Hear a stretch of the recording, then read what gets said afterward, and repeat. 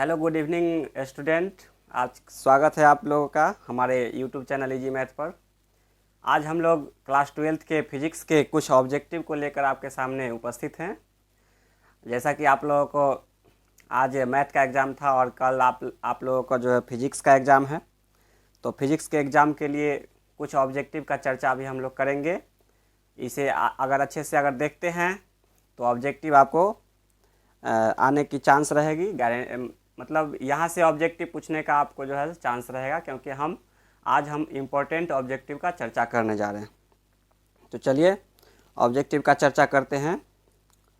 सबसे पहला ऑब्जेक्टिव लेते हैं। ये सारे ऑब्जेक्टिव जो है हमारे क्लास 12th के फिजिक्स के पूरे किताब से लिया गया है। पहला ऑब्जेक्टिव है कि 1 फैराडे बराबर होता है। दोस्तों देखिए, 1 फैराडे का मान जो होता है वो 96,500 कूलम्ब होता है।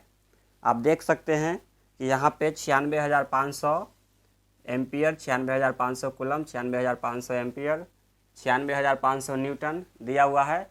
आपको लगाना है 96,500 कूलम्ब। चलिए दूसरा क्वेश्चन पे चलते हैं। क्वेश्चन नंबर 2 कहता है प्रतिघात का मात्रक। प्रतिघात का मात्रक देखिए यहाँ पे लिखा हुआ है। प्रतिघात का मात्रक क्या होता है? प्रतिघात का मात्रक हो जाएगा ओम हो जाएगा।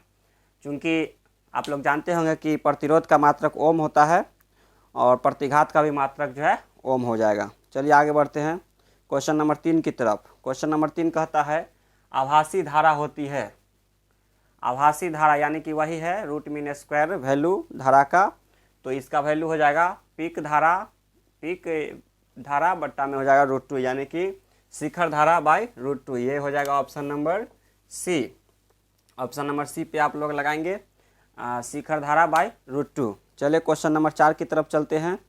कहता है कि एक लेंस की फोकस दूरी 20 सेंटीमीटर है।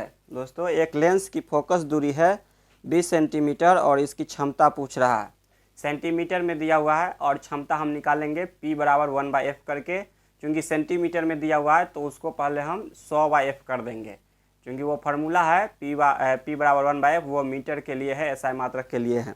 तो हमारा आंसर हो जाएगा 100/20 कर देंगे 5 हो जाएगा, यानी कि ऑप्शन नंबर डी 5 डायोप्टर हो जाएगा दोस्तों। चलिए आगे बढ़ते हैं, क्वेश्चन नंबर 5 की तरफ चलते हैं। इसे आप अच्छे से समझ लेंगे, देख करके एग्जाम में जाएंगे आपको क्वेश्चन बनने का चांस रहेगा। देखिए 5 नंबर कहता है F1 तथा F2 फोकस दूरी के 2 पतले लेंस एक दूसरे के संपर्क में स्थित है। देखिए आप क्या कहता है क्वेश्चन, F1 तथा F2 फोकस दूरी के 2 पतले लेंस एक दूसरे के संपर्क में स्थित है, तो संयुक्त लेंस की फोकस दूरी क्या होगी? क्योंकि ये जो क्वेश्चन है वो समतुल्य फोकस दूरी निकालना है हमें, तो हम क्या करेंगे 1/f बराबर 1/f1 प्लस 1/f2 कर देंगे दोस्तों। तो क्या हो जाएगा 1/f1 बराबर 1/f1 प्लस 1/f2 कर देंगे, तो नीचे हो जाएगा F1 इंटू F2, ऊपर में हो जाएगा F1 प्लस F2, यानी कि जब उल्टा करेंगे तो F1 F2 बट्टा में F1 प्लस F2। तो हमारा आंसर हो जाएगा ऑप्शन नंबर डी हो जाएगा दोस्तों। यहाँ पे देख लीजिए ऑप्शन नंबर डी हो जाएगा F1 F2 बटा में F1 प्लस F2। ठीक है, आप सॉल्व भी कर सकते हैं 1/f1 प्लस 1/f2 करके। समतुल्य फोकस दूरी से यहाँ क्वेश्चन पूछा गया है, और जब लॉन्ग टाइप के लिए इम्पोर्टेंट है कि जब हवा में डी दूरी पर 2 लेंस रखा हुआ रहेगा तो उसकी समतुल्य फोकस दूरी ज्ञात करें। चलिए क्वेश्चन नंबर 6 की तरफ चलते हैं। क्वेश्चन नंबर 6 कहता है इलेक्ट्रॉन का विशिष्ट आवेश कितना होता है? दोस्तों इलेक्ट्रॉन का विशिष्ट आवेश हो जाएगा 1.8 × 10⁻11, यानी कि ऑप्शन ए हो जाएगा। चलिए क्वेश्चन नंबर 6 की तरफ चलते हैं। क्वेश्चन नंबर 6 हो गया। क्वेश्चन नंबर 7 की तरफ चलते हैं। जल्दी जल्दी हम लोग क्वेश्चन करते हैं। इलेक्ट्रॉन वोल्ट द्वारा मापा जाता है। इलेक्ट्रॉन वोल्ट द्वारा मापा जाता है दोस्तों, क्या हो जाएगा ऊर्जा। इलेक्ट्रॉन वोल्ट किसका मात्रक है? ऊर्जा का मात्रक है, तो इसका आंसर हो जाएगा ऊर्जा। चलिए आगे बढ़ते हैं। नाभिकीय रिएक्टर में नियंत्रक छड़ें कंट्रोलर रॉड्स किस चीज़ से बनी होती है? तो इसका हो जाएगा आंसर कैडमियम की छड़ से। कैडमियम होगा दोस्तों, कैडमियम की छड़ से बनी होती है। नाभिकीय रिएक्टर में नियंत्रक छड़ जो होती है वो कैडमियम की छड़ से बनी होती है। 9 नंबर क्वेश्चन की तरफ चलते हैं। प्रकाश का वेग महत्तम होता है दोस्तों। प्रकाश का वेग सबसे ज़्यादा होता है निर्वात में। अगर निर्वात नहीं रहेगा तो हवा लगाएंगे, और अगर निर्वात रहेगा तो हम निर्वात लगाएंगे। तो इस यहाँ पे हमारा दिया हुआ है निर्वात में, ऑप्शन डी हो जाएगा। ऑप्शन डी हो जाएगा। तो चलिए आगे बढ़ते हैं। कहता है 10 नंबर क्वेश्चन कि किरचॉफ का बिंदु नियम पालन करता है पॉइंट रूल। किरचॉफ के दो रूल्स है। पहला नियम जो होता है वो बिंदु नियम होता है और पॉइंट रूल होता है जो किस पे पालन करता है, ऊर्जा के संरक्षण सिद्धांत पे, आवेश की संरक्षण सिद्धांत पे, संवेग संरक्षण सिद्धांत पे और द्रव्यमान संरक्षण सिद्धांत पे। तो दोस्तों हो जाएगा आवेश संरक्षण सिद्धांत पे, क्योंकि किसी बिंदु पर जो आवेश विद्युत धारा जो आती है आने वाली और जाने वाली दोनों का हमेशा बराबर वैल्यू होता है। चलिए क्वेश्चन नंबर 11, समरूप वेग से चलायमान आवेश उत्पन्न करता है। तो समरूप वेग से जो आवेश चलायमान आवेश है वो उत्पन्न क्या कर सकता है, विद्युतीय क्षेत्र, केवल चुंबकीय क्षेत्र, विद्युत चुंबकीय क्षेत्र। तो ऑप्शन हो जाएगा सी, विद्युत चुंबकीय क्षेत्र। ऑप्शन हो जाएगा सी। चलिए क्वेश्चन नंबर 12 की तरफ चलते हैं। क्वेश्चन नंबर 12 कहता है लेंज का नियम पालन करता है। लेंज का नियम किस चीज़ का पालन करता है? पहला बायो-सावर्ट का नियम, बायो-सावर्ट नियम का सिद्धांत, संवेग संरक्षणता का सिद्धांत, ऊर्जा संरक्षणता का सिद्धांत, आवेश संरक्षणता का सिद्धांत। तो लेंज का नियम जो है ऊर्जा संरक्षण सिद्धांत पर होता है। ऊर्जा संरक्षण सिद्धांत लगाएंगे।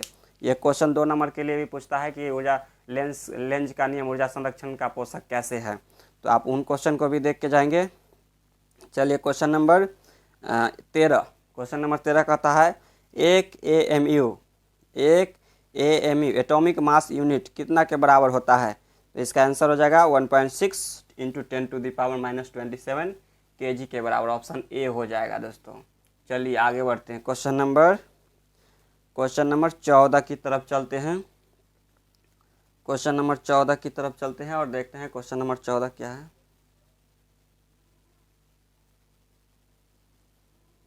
तो चलते हैं क्वेश्चन नंबर 14 की तरफ। क्वेश्चन नंबर 14 कहता है 20 सेंटीमीटर और -40 सेंटीमीटर फोकस दूरी वाले दो लेंसों के संयोग से बने समतुल्य लेंस की क्षमता क्या होगी? दोनों की क्षमता को ज्ञात करके ऐड कर देना है। अगर हम इसका क्षमता निकालते हैं 100/20 5 हो जाएगा। इसका क्षमता निकालते हैं 100/-40 यानी कि -2.5 हो जाएगा। दोनों को जब ऐड करेंगे तो हमारा हो जाएगा +2.5 डायोप्टर। चलिए आगे की तरफ चलते हैं। 15 नंबर क्वेश्चन कहता है सरल सूक्ष्मदर्शी की आवर्धन क्षमता क्या होगी? सरल सूक्ष्मदर्शी यानी सिंपल माइक्रोस्कोप की आवर्धन क्षमता हो जाती है 1 + dy/1 + dy/f हो जाती है दोस्तों। तो चलिए क्वेश्चन नंबर 16 की तरफ चलते हैं। कहता है 16 नंबर एंड गेट का बूलियन व्यंजक क्या है? आपसे मूल गेट में से कोई भी गेट का बूलियन व्यंजक ट्रूथ टेबल आपसे पूछ सकता है दोस्तों, तो अच्छे से तैयारी करके जाएंगे। एंड गेट का बूलियन व्यंजक हो जाएगा a × b = y, a × b = y। चलिए क्वेश्चन नंबर 17 की तरफ चलते हैं। क्या कहता है 17 नंबर क्वेश्चन कहता है प्रकाशीय तंतु है।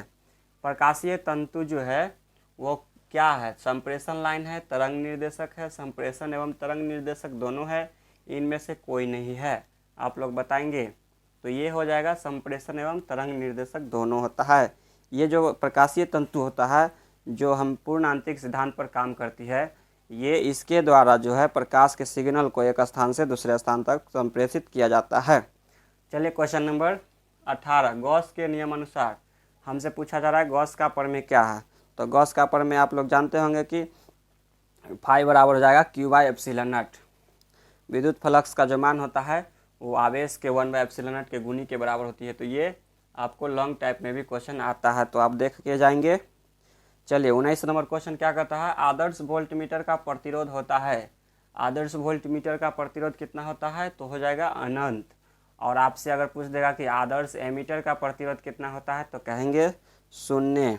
चलिए 20 नंबर क्वेश्चन की तरफ चलते हैं। क्वेश्चन नंबर 20 कहता है कि विद्युत चुंबकीय प्रेरण की घटना के आविष्कारक कौन थे? तो इसका आंसर हो जाएगा फैराडे। विद्युत चुंबकीय प्रेरण की घटना का आविष्कारक हो जाएगा फैराडे। चलिए बढ़ते हैं आगे। 21 नंबर क्वेश्चन की तरफ चलते हैं। कूलम्ब बल। 21 नंबर क्वेश्चन कहता है कि कूलम्ब बल है। दोस्तों आप ऑब्जेक्टिव को अच्छे से देख करके जाएंगे, क्योंकि आजकल जो है बहुत सारे गलत तरीक़ों से गलत क्वेश्चन वायरल हो रहे हैं, तो आप उन चीज़ों पर ध्यान देने की ज़रूरत है। अगर आप किसी भी प्रकार की अगर क्वेश्चन आपके पास आता है तो उसको सोच समझ के ही वहाँ से आप लोग लेंगे, क्योंकि बहुत ही अफवाह उड़ जाती है कि क्वेश्चन आउट हो गया। लेकिन आप अपने दम पे ही सवालों को सॉल्व करेंगे। आप जो पढ़े हैं उस आपके अपने विवेक के अनुसार ही क्वेश्चन को सॉल्व करना है दोस्तों। तो चलिए, कूलम्ब बल जो है केंद्रीय बल, विद्युत बल ए और बी दोनों, तो इसका आंसर हो जाएगा ए और बी दोनों। कूलम्ब बल जो है वो केंद्रीय बल भी है और विद्युत बल भी है। चलिए अब क्वेश्चन नंबर 22 की तरफ चलते हैं। क्वेश्चन नंबर 22 आपके सामने है। कहता है स्वस्थ मनुष्य के शरीर का विद्युत प्रतिरोध कितना होता है। तो जैसा कि आप देख सकते हैं इसमें लिखा हुआ है स्वस्थ मनुष्य के शरीर का विद्युत प्रतिरोध, तो हो जाएगा 50,000 ओम। 50,000 ओम ये विद्युत प्रतिरोध जो होता है मनुष्य के शरीर के नमी पर डिपेंड करती है दोस्तों। चलिए 23 नंबर क्वेश्चन पे चलते हैं। कहता है 0 एम्पियर की धारा एक तार से 10 सेकेंड तक प्रवाहित होती है। तार का विभवांतर 15 वोल्ट हो तो किया गया कार्य क्या होगा। डब्लू निकालना है। तो एक फार्मूला होता है डब्लू का, जिसका हम प्रयोग कर देंगे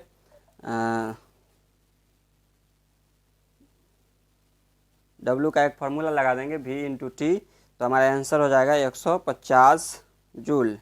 क्वेश्चन नंबर 24 की तरफ चलते हैं। क्वेश्चन नंबर 24 कहता है लोहा होता है। लोहा कैसा होता है, अनुचुंबकीय, प्रतिचुंबकीय, लौह चुंबकीय और अनुचुंबकीय। तो दोस्तों ये क्वेश्चन इंपॉर्टेंट है। लोहा जो है लौह चुंबकीय पदार्थ होता है। लोहा, निकेल और कोबाल्ट लौह चुंबकीय पदार्थ की श्रेणी में आते हैं। चलिए 25 नंबर क्वेश्चन पे चलते हैं। क्वेश्चन नंबर 25 आपके सामने है। ताप बढ़ने के साथ अर्धचालक का प्रतिरोध बढ़ता है, घटता है, कभी बढ़ता है, कभी घटता है या फिर अपरिवर्तित रहता है। तो इसका आंसर क्या हो जाएगा आप लोग बताएंगे। देखिए, टेम्परेचर बढ़ने से अर्धचालक का प्रतिरोध जो है घटेगा। प्रतिरोध का मान क्या हो जाएगा, घटेगा। Option number B. चलिए 26 नंबर क्वेश्चन की तरफ चलते हैं। क्वेश्चन नंबर 26 क्या कहता है, वैसी युक्ति जो सौर ऊर्जा को विद्युत ऊर्जा में परिवर्तित करता है। सौर ऊर्जा को विद्युत ऊर्जा में परिवर्तित करता है तो उसको कहेंगे सौर सेल, सोलर सेल कहेंगे दोस्तों। तो क्वेश्चन नंबर 26 का आंसर हो जाएगा सौर सेल, जो सूर्य के ऊर्जा को विद्युत ऊर्जा में कन्वर्ट करके, जो हमारे चौक चौराहा पे जो लाइट लगी होती है, स्ट्रीट लाइट, उसमें प्रयोग होता है सौर सेल का। चलिए 27 नंबर क्वेश्चन की तरफ चलते हैं। एक आवर्धक ग्लास जिसकी क्षमता 12 डायोप्टर है कि आवर्धक क्षमता क्या होगी। तो एक ग्लास है जिसकी क्षमता है 12 डायोप्टर और हमसे आवर्धक क्षमता पूछ रहा है। तो यहाँ पे हम क्या करेंगे, 1/d 1 प्लस d/Fe, यहाँ पे हम क्या करेंगे 1 प्लस d/Fe का प्रयोग करेंगे। तो हमारा कितना हो जाएगा, पहले यहाँ से फोकस दूरी ज्ञात कर लेंगे। तो 100/12 हो जाएगा, यानी कि 100/12 हो जाएगा। और उसके बाद जो है हम क्या करेंगे 1 प्लस d/Fe का प्रयोग कर देंगे। तो d के जगह 25 सेंटीमीटर रख देंगे, 25/8 लगभग हो जाएगा। तो लगभग इसका आंसर हो जाएगा 4, ऑप्शन ए। यानी कि सॉल्व जब इसको करेंगे 1 प्लस d/Fe पर, तो इसका आंसर आ जाएगा आपको 4, आवर्धक क्षमता आ जाएगा 4। चलिए क्वेश्चन नंबर आगे की तरफ चलते हैं। क्वेश्चन नंबर 28 को देखते हैं। क्वेश्चन नंबर 28 कहता है कांच के लिए क्रांतिक कोण कितना होता है। क्रांतिक कोण के बारे में आप लोग जानते होंगे कि जब विरल से सघन में जब प्रवेश करती है तो उस कंडीशन में पूर्ण आंतरिक परावर्तन की घटना घटती है। और इसका आंसर हो जाएगा कांच के लिए क्रांतिक कोण का मान हो जाएगा लगभग 42 डिग्री। लगभग लिखा हुआ है, देख सकते हैं। 29 नंबर क्वेश्चन को देखते हैं। 24 समरूप बूंदें जिनमें प्रत्येक की धारिता 5 माइक्रोफैराडे है मिलकर एक बड़ा बूंद बनाते हैं। बड़े बूंद की धारिता कितनी होगी। तो इसका आंसर आप जो है बनाएंगे इस क्वेश्चन को जब किसी भी गोलीय सतह जो होता है, गोलाकार बूंद जो होता है, उसका धारिता ज्ञात करने का फॉर्मूला होता है 4πε0 4πε0 उसी का प्रयोग करके जब इसको आप सॉल्व करते हैं तो इसका आंसर आपको आ जाएगा 20 माइक्रोफैराडे। दोस्तों आप लोग प्रयोग करके बना सकते हैं उस फार्मूले की सहायता से। चलिए क्वेश्चन नंबर 30 की तरफ चलते हैं। क्वेश्चन नंबर 30 कहता है कि दो समान धारिता वाले संधारित्र को समांतर क्रम में जोड़ने पर उसकी समतुल्य धारिता कितनी होगी। तो संधारित्र का श्रेणीकरण, समांतर क्रम संयोजन आप लोग पढ़े होंगे। समांतर क्रम में जब संधारित्र को जोड़ा जाता है तो फार्मूला होता है C = C1 + C2। तो चूंकि यहाँ पे दोनों की धारिता समान है तो क्या हो जाएगा C + C यानी 2C। तो ऑप्शन नंबर हो जाएगा ए। ऑप्शन नंबर हो जाएगा ए 2C। चलिए क्वेश्चन नंबर 31 की तरफ चलते हैं। 31 नंबर क्वेश्चन कहता है कि निम्नलिखित नहीं व्हीट स्टोन ब्रिज से मापा जाता है। बहुत ही इंपॉर्टेंट क्वेश्चन है दोस्तों, ये क्वेश्चन आप देख के जाएंगे कि व्हीट स्टोन ब्रिज से क्या मापा जाता है। उच्च प्रतिरोध, निम्न प्रतिरोध, उच्चता तथा निम्न प्रतिरोध दोनों अभिवांता। तो इसका आंसर हो जाएगा उच्च तथा निम्न प्रतिरोध दोनों मापा जाता है। व्हीट स्टोन ब्रिज से जो है उच्च तथा निम्न प्रतिरोध दोनों को हम मापते हैं। बहुत ही इंपॉर्टेंट क्वेश्चन है। चलिए क्वेश्चन नंबर 32 की तरफ चलते हैं। एक लौह चुंबकीय पदार्थ की चुंबकशीलता, एक लौह चुंबकीय पदार्थ की चुंबकशीलता हमेशा एक से बड़ा होता है। तो इसका आंसर हो जाएगा ऑप्शन ए, एक से हमेशा क्या होती है, बड़ा होता है। चलिए 33 नंबर क्वेश्चन चलते हैं। नाभिक के अंदर दो प्रोटॉनों के बीच कार्यकारी बल क्या है? विद्युतीय बल, नाभिकीय बल, दोनों, कोई भी नहीं। तो नाभिक के अंदर जो दो प्रोटॉन के बीच कार्यकारी बल होगा वो हो जाएगा नाभिकीय बल।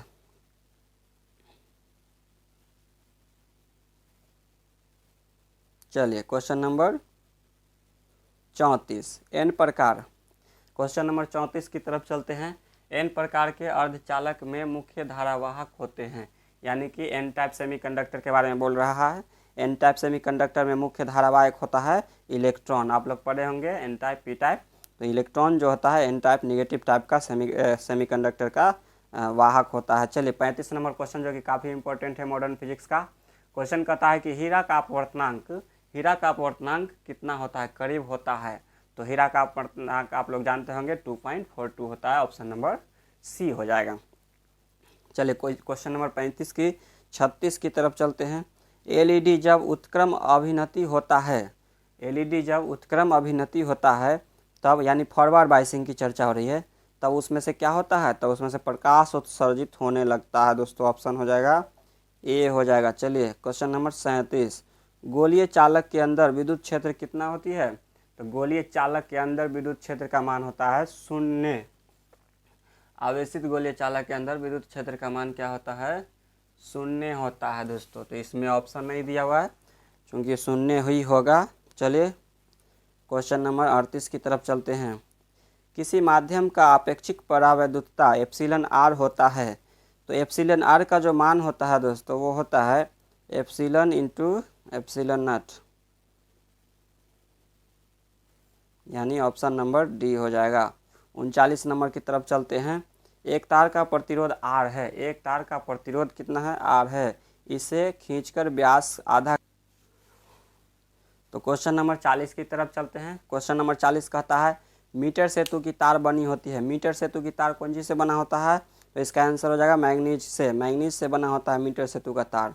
चलिए क्वेश्चन नंबर 41 कहता है वायु में रखे गोलीय चालक की धारिता किसका समानुपाती होता है? तो वायु में रखे गोलीय चालक की धारिता जो होती है द्रव्यमान के, त्रिज्या के, आयतन के, सतह के, क्षेत्रफल के। तो आंसर हो जाएगा त्रिज्या के धारिता इसी समानुपाती आर होता है दोस्तों। चलिए क्वेश्चन नंबर 42 की तरफ चलते हैं। कहता है किस कारण से वायु का बुलबुला पानी में चमकता है? किस कारण से वायु का बुलबुला पानी में चमकता है? तो आंसर हो जाएगा पूर्णांतरिक परावर्तन के कारण से। चलिए क्वेश्चन नंबर 43 की तरफ चलते हैं। जब कोई श्वेत प्रकाश किरण किसी प्रिज्म से गुजरती है तो किस रंग के लिए विचलन कोण का मान सबसे अधिक होती है? आप लोग जानते होंगे कि 7 रंग की जो पट्टी प्राप्त होती है उसमें सबसे ज़्यादा विचलन होता है बैंगनी रंग की। तो इसका आंसर हो जाएगा बी। एक कार्बन प्रतिरोध। चलिए 44 नंबर क्वेश्चन की तरफ चलते हैं। कहता है एक कार्बन प्रतिरोध के अंतिम छोर पर बना बैंड सुनहरा है, इसका सहिष्णुता क्या होगी? तो आप लोग जैसा पढ़े होंगे कि सुनहरा रंग का जो बैंड होता है उसका जो है सहिष्णुता जो है 5% होती है, सहनशीलता 5% होती है। चलिए क्वेश्चन नंबर 45 क्या कहता है फैराडे नियतांक का मात्रक क्या होता है? तो इसका आंसर हो जाएगा फैराडे नियतांक का मात्रक हो जाएगा कूलम प्रति मोल। क्वेश्चन नंबर 46 की तरफ चलते हैं। क्वेश्चन नंबर 46 कहता है ए चौक कुंडली का शक्ति गुणांक, चौक कुंडली का शक्ति गुणांक हो जाएगा 0 हो जाएगा। ऑप्शन नंबर 1 हो जाएगा ए। चलिए 47 की तरफ चलते हैं। समान प्रतिरोध वाले n प्रतिरोधों का श्रेणी क्रम तथा समांतर क्रम संयोजन से प्राप्त समतुल्य प्रतिरोध का अनुपात होगा। इसको आप बना सकते हैं दोस्तों, श्रेणी क्रम और समांतर क्रम दोनों को निकाल करके और उसको अनुपात कर देना है। तो श्रेणी क्रम में जब जोड़ते हैं तो इसका आंसर क्या हो जाएगा, देख लीजिए, r/n कर देंगे, ये ऊपर गुना हो जाएगा तो n/r हो जाएगा, r से r कर जाएगा, यानी कि आंसर हो जाएगा b यानी n²। क्वेश्चन नंबर 48 की तरफ चलते हैं दोस्तों। क्वेश्चन नंबर 48 कहता है, क्वेश्चन नंबर 48 क्या कहता है, देखिए, जब एक विद्युत द्विध्रुव बंद सतह से घिरा हो तो बंद सतह पर विद्युत फ्लक्स का मान कितना होगा। बंद सतह से घिरा हुआ है डाइपोल, तो बंद सतह पर विद्युत फ्लक्स का मान होता है 0। चलिए 39 नंबर क्वेश्चन, 49 नंबर क्वेश्चन की तरफ चलते हैं। क्वेश्चन नंबर 49 कहता है, यदि समान फोकस दूरी f के दो लेंस संपर्क में समान प्रधान अक्ष पर रखा जाए तो समतुल्य फोकस दूरी क्या होगी। तो इसका आप जब सॉल्व करेंगे तो इसको आप सॉल्व करते हैं तो f/2 आ जाएगा दोस्तों। 1/f प्लस 1/f करते हैं तो f/2 आ जाएगा फोकस का मान। 50 नंबर क्वेश्चन कहता है, 1 किलोग्राम मात्रा के तुल्य ऊर्जा लगभग होती है। ये जो है आइंस्टीन के समीकरण से बनेगा और E = mc² जब हम करेंगे 1 किलोग्राम ऊर्जा लेकर के तो आ जाएगा ऑप्शन नंबर ए 10⁻13 जूल के बराबर आ जाएगा दोस्तों। तो इस प्रकार से हमने अभी 50 क्वेश्चन का जिक्र किया। और देखिए दोस्तों क्या लिखा हुआ है, स्वामी विवेकानंद का कथन है कि जितना बड़ा संघर्ष होगा जीत उतनी ही शानदार होगी। आप अच्छे से तैयारी किए हैं, आप जा रहे हैं, एक प्रकार से लड़ने जा रहे हैं, आप वहाँ पे जाएंगे, आपकी जीत जो है सफलता शोर मचाएगी। आप अच्छे से एग्ज़ाम में लिख करके आइए, जितना बड़ा आपका संघर्ष है उतना बड़ा ही आपकी जीत होगी। इसी के साथ हम इस वीडियो को ख़त्म करते हैं।